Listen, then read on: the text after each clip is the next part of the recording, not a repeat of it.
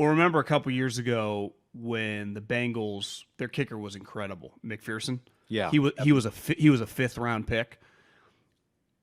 I think you could look at it several ways.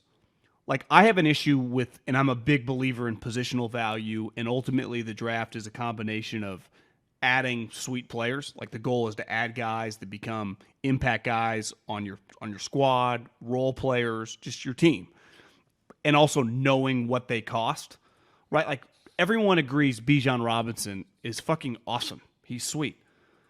But everyone remembers when the Niners played the Falcons last year and they ran it down their throat. Oh, yeah, they have drafted a guy in the fifth round who's sweet. They have a million other offensive weapons on their squad already. Like, you don't need that. It doesn't make any sense. That doesn't mean the player's not good.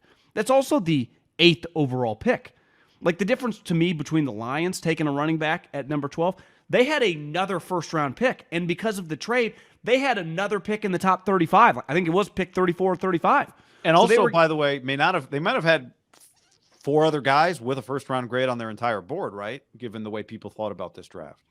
Could have been one other guy, right? And they went, well, we already get this other pick. So it's actually Gibbs and this other player who turned out to be a tight end. So we're getting two players out of this one spot. The Niners had three picks. If they only had one pick in that round, I'd be like, God, that's a pretty big swing. But they had three. So to me, that changes. Like, if you want to take a running back in the first round and you have another pick, like you're packaging it with another player, right? Like, ultimately, the Lions took Gibbs and a defensive player, a front seven, a linebacker out of Iowa. Now, is that guy any good? I don't know. I saw a lot of people who were like, I didn't know Dan, because the guy's last name was Campbell. Is this guy related to Dan? It's like, listen, whatever. But the Niners had three picks. And one thing was clear watching these guys talk over the weekend. Robbie Gould coming back was never an option for them because it's all money. They cannot afford at this point in time moving forward to pay a kicker $4, $5, $6 million. They're not in that part of their team building anymore, right? And this is part of being a GM. It's why for so many years Bill got credit of doing. It wasn't just like, oh, he traded Logan Mankins a year earlier. It was like he got rid of Vinna fucking Terry, who had walk-off field goals in the Super Bowl and went on to continue his legend with Indy. But what did he do? He replaced him with a young kicker. Why? Because financially, you kind of have to do that. So to me, like, none of these players, the other guys they've drafted, are not going to play for this team or start for this team. Last year, it was like we loved their second round and third round. They got Danny Gray, they got Ty Davis Price, and they got Drake Jackson. None of them started. And when you really look at the totality of the season, a team that became a powerhouse and won 13 games and was tied going into the second half, or toward the end of the first half of the NFC Championship game on the road with their backup quarterback. Those guys played zero role really, beside like special teams. So these third rounders more than likely are not going to play a big role. Where this kicker, I mean, in theory, is your immediate starter. And like we said, I think on Friday night, like I completely get it. Like, he's just got to make kicks now. If he doesn't make kicks, it's a disaster. If he makes kicks, like, it's well worth it. They need a guy at that spot. Is there a chance, like, this was the only kicker that we thought was worth using a pick? We don't have a fourth-round pick.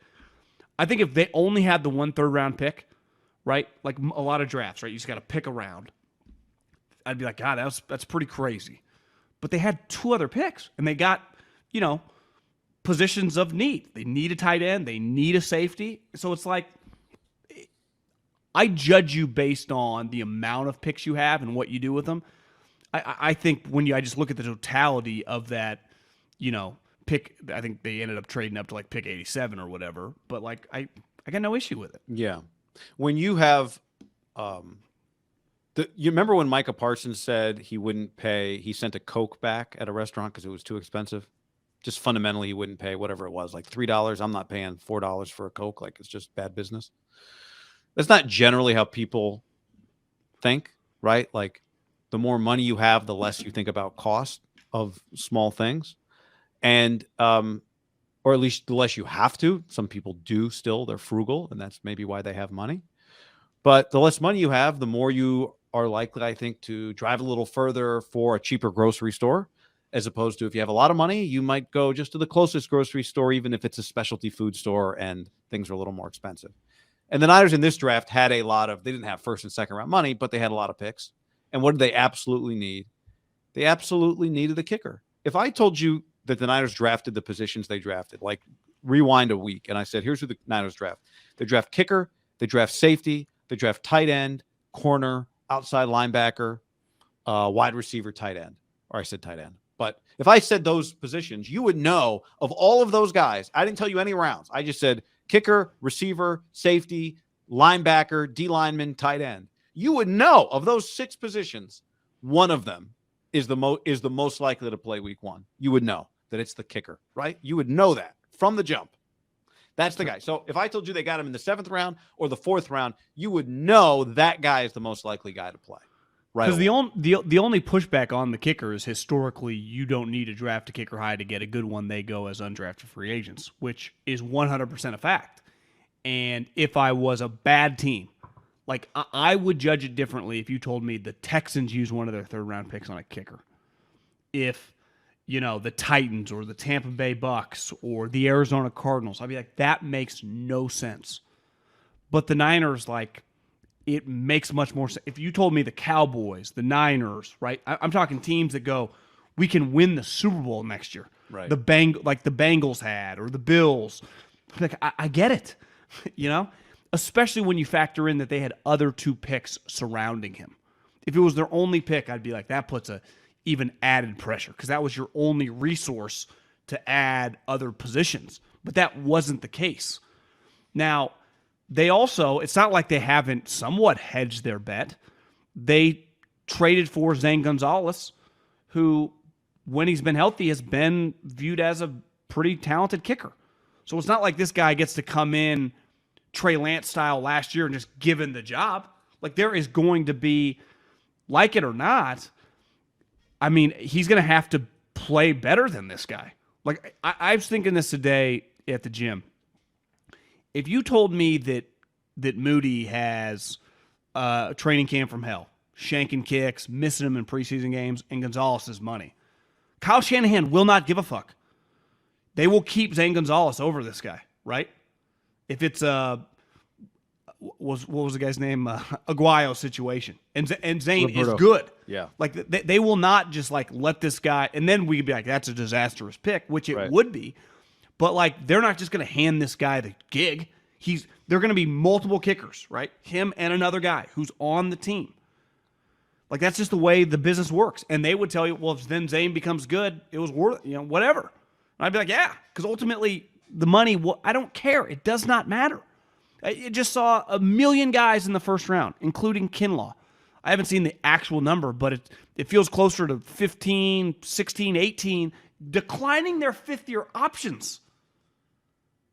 So the hit rate on just because you get your 5th-year option picked up like Tua does not mean you got some 15-year career ahead, right? Brandon Ayuk might not be on this team in a couple years. Now, that doesn't mean Brandon's not a good player, but there's different lines of the 5th years, right? There's the Herberts, the Burrows, the Justin Jeffersons. Then Ayuk's not even in that group, right? Right. So this notion that 3rd round, what do you mean 3rd round? How many 3rd rounders have we seen fucking can't play dead in the Western? So this notion that the kicker who never missed a playoff kick, some legendary stories coming out of Michigan, how he wasn't the highest recruited guy. He kicks in weather, right? I like that because you might have to go to Philly or New York or these teams over the years. Yep. One thing Robbie had going for him, right? Long time in Chicago, you trusted him in cold weather games. Hell, he likes Chicago much more than he likes California. In terms of, it was up to him. Remember, he wanted to go back to the Bears years ago, and they franchise tagged him and argued with him. One other thing on this, John, that's different than when we talked about it Friday night. We had the rest of the draft played out. And what happened? The Niners drafted the kicker at 99. The Patriots traded up at the top of the 4th round to take a kicker, 112. So as you said earlier, the Niners might have had this guy ranked much higher over the next guy on their board. The guy we talked about, Chad Ryland from Maryland. That's who the Patriots took? The Patriots moved up with the Jets and took him with pick 112. So it was clear in this draft there were a couple guys head and shoulders viewed as not just draftable kickers, but really good prospects, right? I think that's fair to say. Yep. I mean, would you say Bill's got a pretty good idea? Bill's got a good idea. Yeah. And you know, what's unique, it's not kickoff and kicker are not, and place kicker are not two different positions. But on the Niners, they're the same position, right? Wisnowski is not going to kick off. So we talked about this a ton. I'm not going to reiterate it. We talked about it on Friday night. I've talked about it before in the kicker breakdown video we did a month and a half ago. But you have to kick off so the Niners if they've got a guy that they think is the best place kicker and he's the best kickoff guy, and his kickoff numbers were better than Chad Ryland's, who was also a good kickoff guy from Maryland. But Chad Ryland was a fifth-year transfer from Eastern Michigan, whatever that's worth. But then, you know, if he's the best kickoff guy and kickoff coverage has been a problem for you, that's also a part of it, right?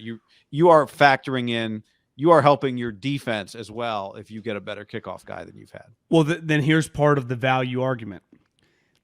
If Bill had an idea trading up to get this guy at 112, from 99 to 112, which is obviously not many spots, the range of these kickers going, I would say coming to the draft, maybe they thought somewhere between 90 and 120.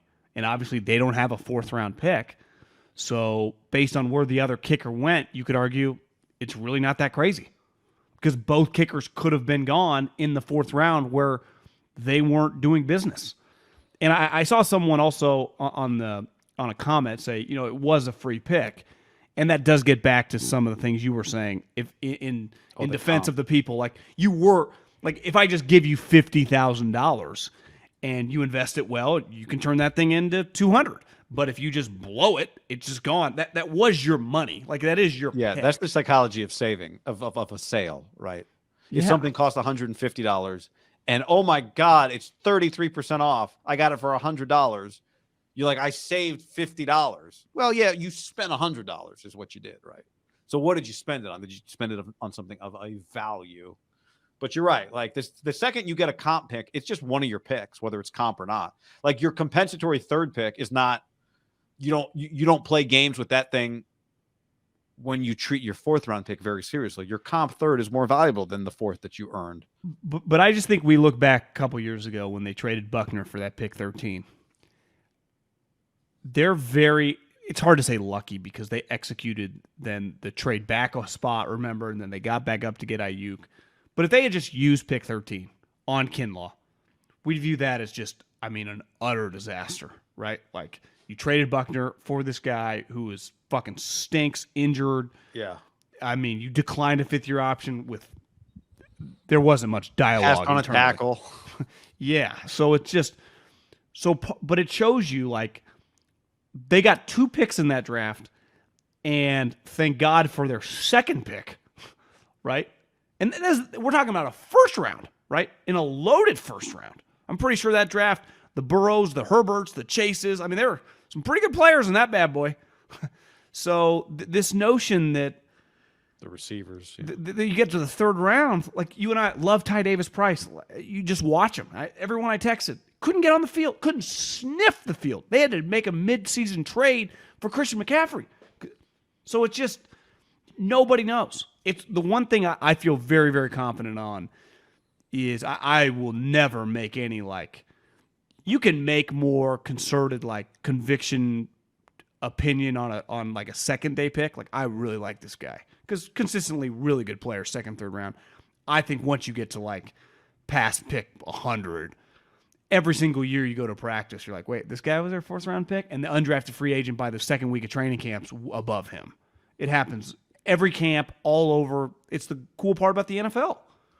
It's a fifth round pick really means nothing.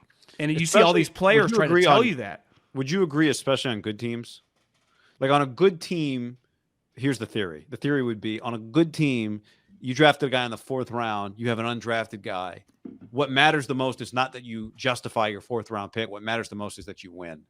Right? So on a good team, your undrafted guy might just be better. You don't have time to fuck around with, and it makes us look bad. We took that guy in the fourth. We got to invest some more time in it. I'd say your entire draft and even your high picks. Like, ultimately, Kinlaw, in a weird way, is irrelevant. He's not, because they've had to spend money on it, but, like, his failure did not impact the success these last couple of years of the 49ers. Where, for example, the Raiders and Niners, when both teams sucked and they take Cleveland Farrell and Solomon Thomas, that sets you back a little bit because ideally you need that guy to be Khalil Mack. You need that guy to be Aiden Hutchinson. Once you get good, if you go for 20 years, look at some of Belichick's top picks, like whatever. But he's like, well, we found this guy in the 3rd and this guy in the 5th. No different than the Niners. Well, it's like, well, we ended up with Warner and Hufanga and Kittle. But like shitty teams cannot operate like that. Like the Texans, if C.J. Stroud and Will Anderson, if C.J. Stroud's a top 7 quarterback, then Will Anderson ultimately doesn't matter. But if C.J. Stroud turns out to be like Jared Goff, even a solid starter, Will Anderson also has to be pretty good too, or that whole thing's just kind of a disaster, right? But by drafting Will Anderson, if Stroud is just a solid starter and Will Anderson's a really good, a Pro Bowl level player, it's a home run. Fuck yeah, it is. Right? Which without Will Anderson, if he turns into Goff, it's like, that's an overdraft. If Will Anderson is Khalil Mack and ultimately C.J. Stroud is just Derek Carr, you're in great shape. Those guys get extensions, right? That's right. Yeah. Yeah.